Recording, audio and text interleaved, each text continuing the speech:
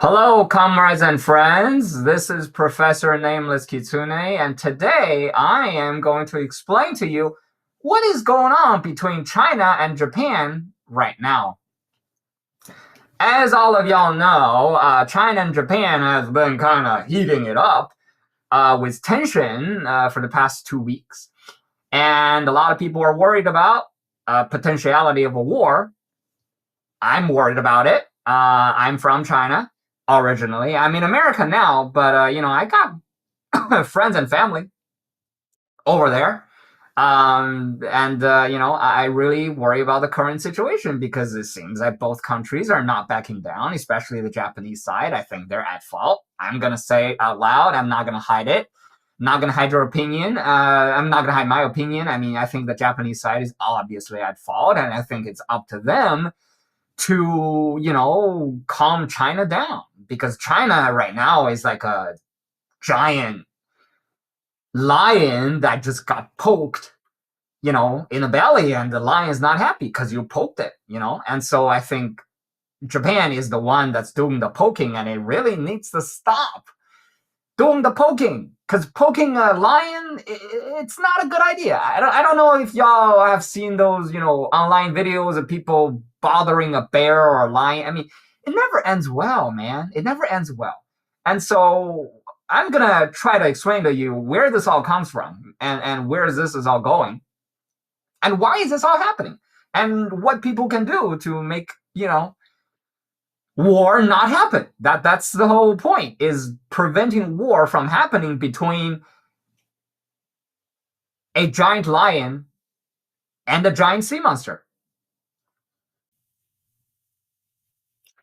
All right. So, I'm gonna give you a very brief summary of the recent developments since the past 2 weeks. A lot has happened. A lot of people have said a lot of things. A lot of different decisions have been made. So I'm not gonna, run down every single thing, because that's gonna take a significant amount of time, and I think you're gonna get bored, and I'm gonna get bored. So just a short summary. Basically, Japan recently elected its first ever female prime minister, Takaichi Sanae. That's her name, Takaichi Sanae. And I would just call her Takaichi because, you call people by their last name, apparently. So Takaichi is a fairly right-wing, conservative prime minister for Japan, according to Japanese standard.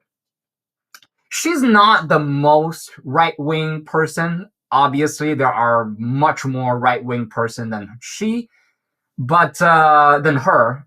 But she's fairly on the right wing, and so she panders a lot to the traditional imperialist and militarist forces in Japan. And so a couple weeks ago, she was answering a prime minister's question time in the Japanese parliament, and somebody asked her a question.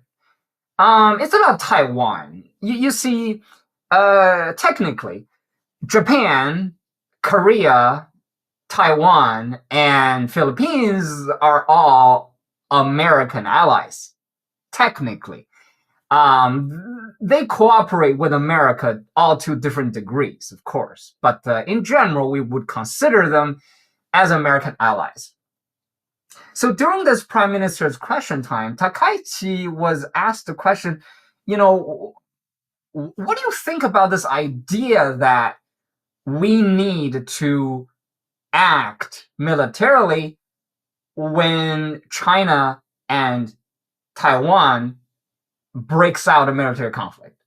What if China starts the war of liberation against Taiwan? What is Japan's role in this? Is this something we, the Japanese, would consider as threatening? Is this a national security threat for Japan, or is it not? What do you think about this situation? And Takaichi, I don't know if she was stupid or if she meant it, Either case, her answer was terrible. What she said was, if there is to be a military conflict between Taiwan and mainland China, if that happens, it constitutes a threatening situation for Japan's national security, which means Japan can then use it as a reason to respond militarily to mainland China. That's what she said. Now, if you know nothing about Taiwan or China or Japan or anything about that, you may think, well, Taiwan is pretty close to Japan, right? So why wouldn't Japan be able to do it? Sure. I mean, if you know nothing about the topic, I mean, that reaction would be completely reasonable. But if you know anything about it, then you would realize that answer by Taikaichi is terrible. Because internationally speaking, legally speaking, Taiwan is a part of China. And any military conflict between mainland China and Taiwan is technically China's civil war. It's an internal matter. And no foreign country, Japan, Korea, America, no foreign country should be interfering in China's internal politics. It's like if Hawaii and America had a civil war, and the Russians are like, well, that's threatening to Russia, so we're going to send warships in. It's like that. No, Russia's not supposed to do that, right? Because Hawaii is a part of America, obviously. So whatever happens between Hawaii and America, it's American Civil War. It has nothing to do with any other country in the world. It's a sovereign issue. It's an internal affair issue. It's not a foreign affair issue. So nobody else is supposed to intervene. But what Takaichi is saying, and what the Japanese right wing is saying, is no. Taiwan is not a part of China. And Japan has a responsibility to help Taiwan because we think Taiwan is within the Japanese sphere of influence. They cannot be any more wrong than that. And that is why the Chinese are being pissed off right now. I've never seen China this mad against Japan after World War II. Really, I mean, there has been numerous cases of conflict and tensions between the two countries after World War II. There has been, but I've never seen China. This is the most amount of mad that I'm seeing China doing, and it's all based upon a huge, long, and painful history of Sino-Japanese conflict that I'm going to explain to you right now. So when you think about Sino-Japanese conflict, the first thing that comes to your mind may be World War II. That's what most people would think of. But no, that's not where it began, man. If that's where it began, then we would have a simpler time. But it's not. Oh, it began all the way back, more than a millennia, more than 1,000 years. We're talking about 7th century AD. 7th century. Yeah. 7th century, the 600s. That's when all of it began. It first began with a conflict within Korea between the kingdoms of Goguryeo, Silla, and Batchek. And Goguryeo has been in conflict with Tang Dynasty China for a while. And Tang Dynasty is like, okay, you know what? I'm going to get rid of Goguryeo. So that's what they did. After they got rid of Goguryeo, their is left with Silla and Palchik, right? Those two were left. Silla is friendly with Tang Dynasty, while Palchik is friendly with Goguryeo. And so when Tang Dynasty starts marching south, Silla decides to be Tang Dynasty's ally, while Palchik decides to be Tang Dynasty's enemy. And this is when Japan comes in, and Japan's like, huh, interesting. Seems like they are fighting each other over there. Why don't I come in and get a piece of cake myself? So you got a situation where you have a conflict on the Korean Peninsula, and China and Japan pick sides, and they fight against each other. That's the first Chinese-Japanese war on the Korean Peninsula in the 7th century. China is on the side of Silla, Japan's on the side of Balchik, and they fought a battle in Baijiangkou on the southern coast of the Korean Peninsula. Obviously, Japan back then was not as strong as China. So Tang Dynasty beat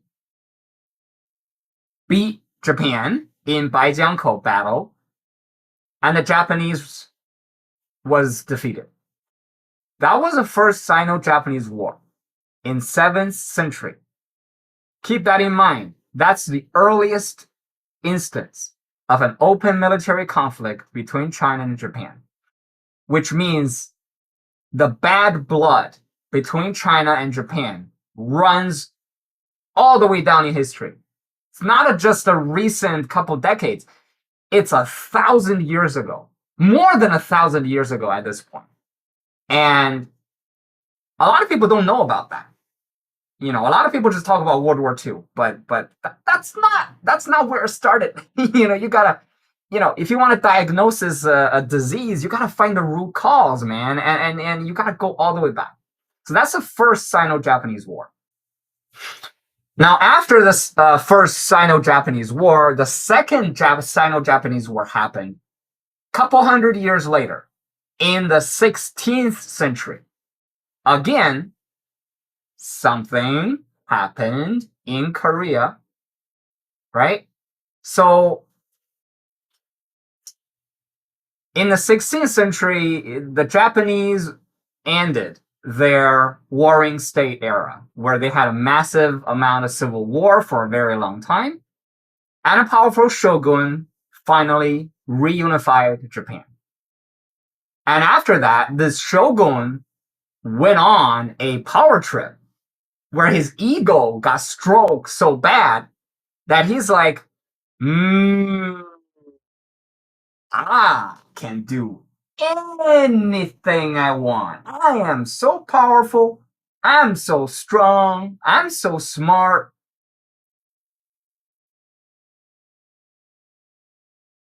I'm destined to conquer all of it. So this shogun was like, okay, I've reunified Japan, right? Like, he has reunified Japan, and that's a pretty big achievement. I will give him that. And so, what do you do after that? What do you do for a finale? You have, a finale technically is reunifying Japan, but to him, that was not enough. To him, he needs to do something bigger. He needs to expand. He needs to conquer all that's under the sky. Well, what else is around Japan? Korea and China, right? So that's the second Sino-Japanese war. Again, first fighting over Korea. Japan invaded Korea first, and China, of course, got the Korean king's letter of asking for help, and the Chinese Emperor Wan Li is like, okay, we gotta help, right? Because it seems like the Japanese is doing nuts stuff in Korea.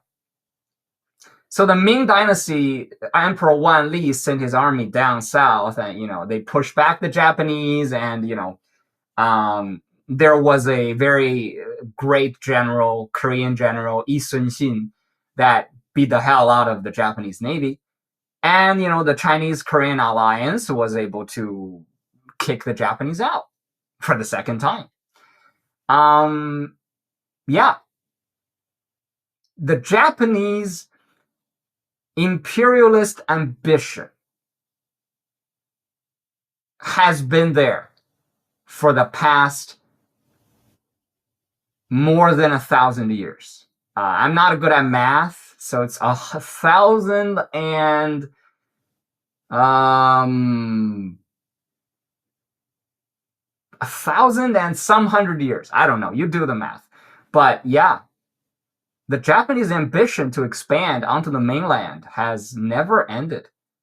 It was there in the 7th century, again in the 16th century, and next we'll see in the 19th century and the 20th century. So after the defeat in Korea in the 16th century, the Japanese kind of took a quiet time for a couple hundred years after that. Nothing really happened until the Meiji Reform, where Japan, took in Western ideas and Western system of governance and technology and made themselves modern and powerful. That's when their ego and ambition was riled up once again. And at that time, China is no longer as powerful as Tang Dynasty or as Ming Dynasty. And the Japanese saw a chance. In 1894, the Third Sino-Japanese War broke out on the eastern seas of China, where the Japanese Navy destroyed the Chinese Navy, and then proceeded to make landfall in the Liaoning province in the northern part of China, the northern coast of China, and massacred tens of thousands of innocent civilians in the city of Lushun. That's when Japan took control of, Korea. Again, like it starts with Korea, right? Because geographically, Korea is a stepping stone for Japan to invade China on land. Because geographically, Korea is indeed in between China and Japan. And so, after 1894, 1895, Japan took control of northeastern China, Korea, and Taiwan.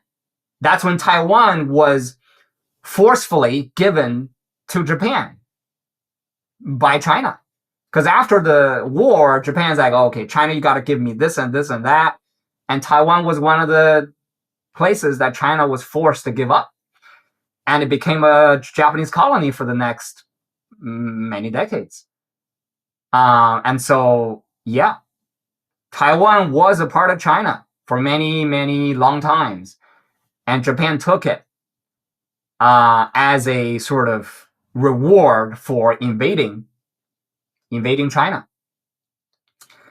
After that, China had, gone through many years of weakness and, failures, and Japan just got stronger, stronger, and stronger.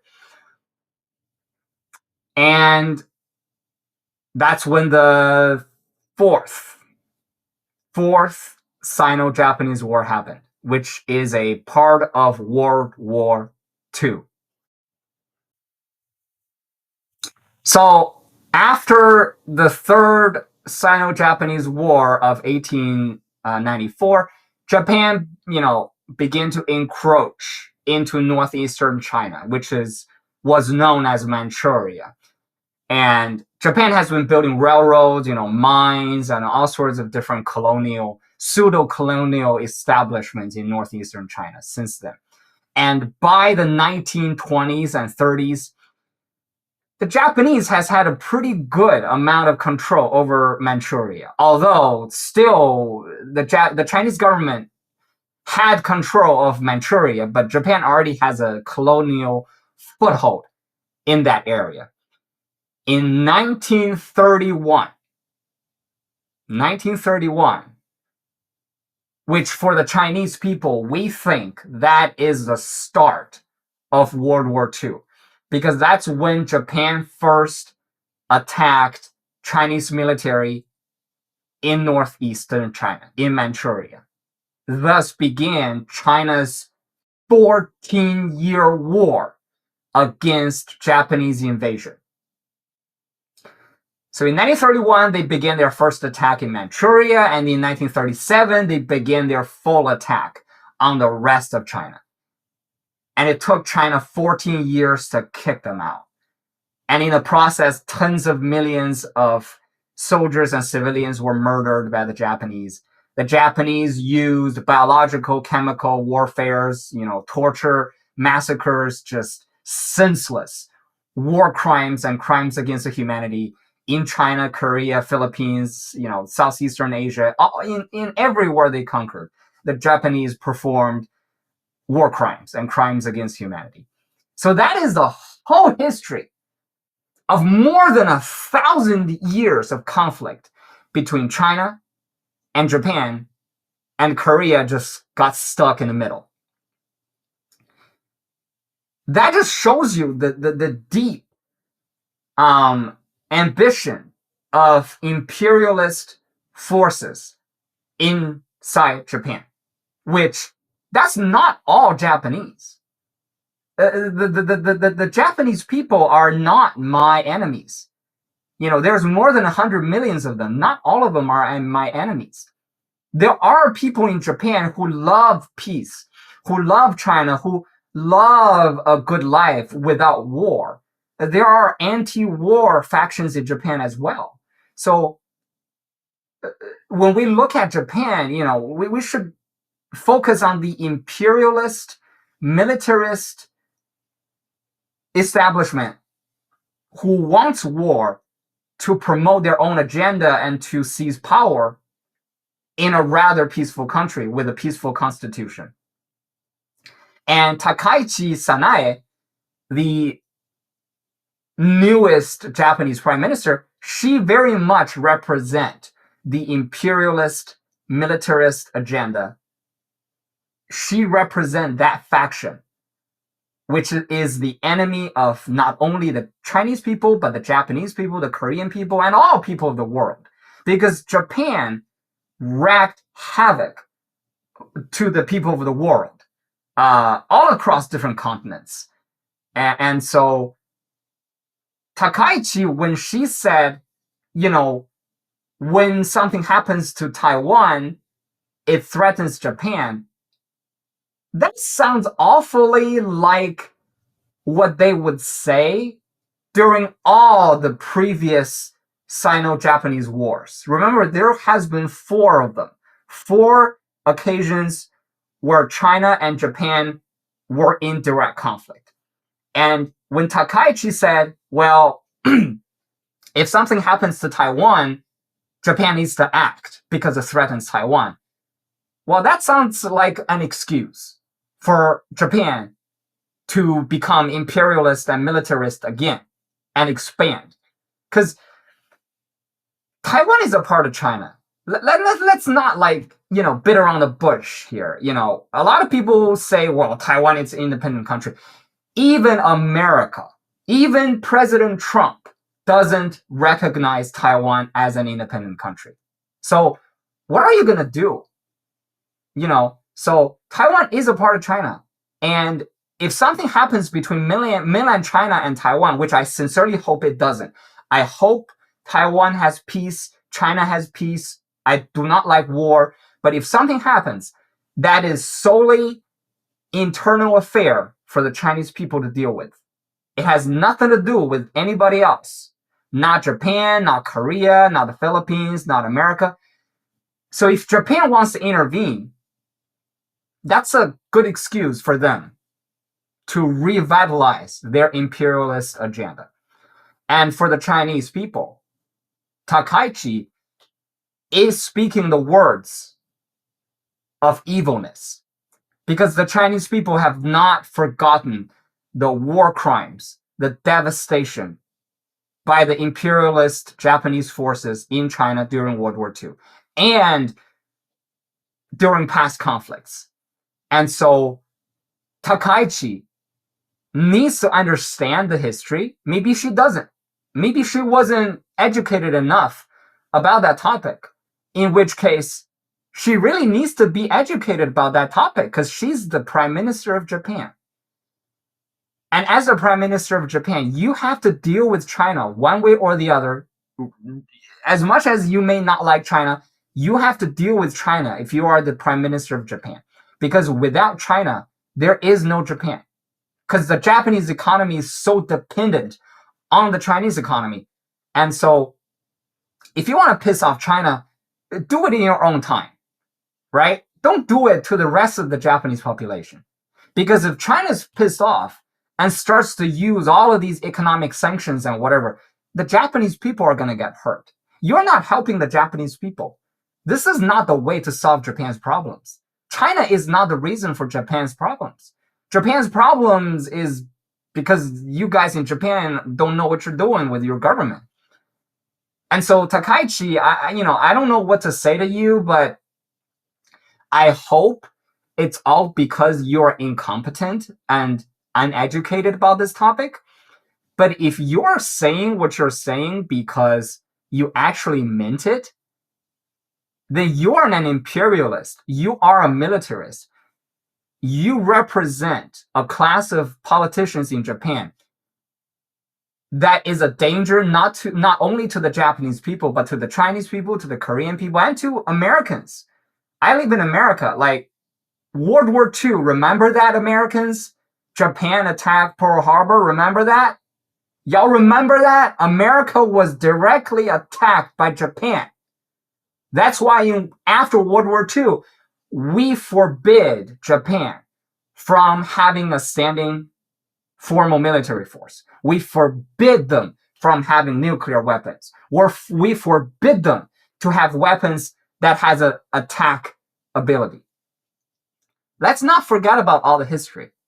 And so the current situation is, Takaichi, you spoke the wrong thing. And you have offended the Chinese people emotionally. And you have stepped onto a red line for China, which is Taiwan. Because with China, you can talk about a lot of things. You can negotiate about a lot of things. Not Taiwan. Taiwan's a part of China. China's not gonna, negotiate and compromise on that. So you have pissed off China now.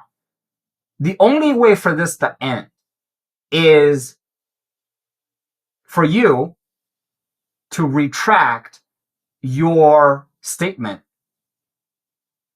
and apologize, or you force China to sanction you so much that you, Takaichi, is forced to resign, and the next guy coming up apologizes for you. Either way, China is not going to bow down and let this go. Because China today is not China, 80 years ago. China today, China's not going to let it go because China doesn't have to. China's powerful enough to not let anything go at all.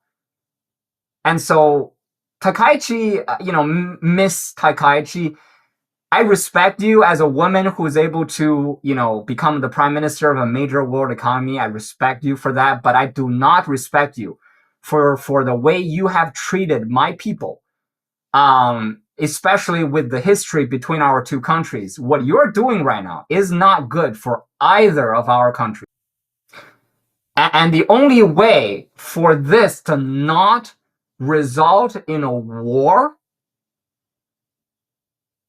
is for you, Takaichi, for you, the Japanese government, to stop interfering in other people's business, no matter what happens with Taiwan. It has nothing to do with you, okay? China is not going to attack Japan. China has no interest to attack Japan. If Japan does not ruin it, okay? The only way for China to attack you, and regardless of who you is, the only way for China to attack you is if you piss it off. Literally. If you look at China's track record for the past 70 years, literally every time China engages in a war, it's a war of self-defense. So the only way for China to go to war with Japan is if it gets pissed off. So why do you have to piss China off? Why do you have to poke the bear? Why do you have to poke the bear? Just let the bear be. Let it be, you know? Let's just chill, lay back, watch some anime, eat some, mochi ice cream. Just chill, man. It's none of your business, buddy. None of your business. Taiwan, China, Korea, just take care of the Japanese people and you should be fine.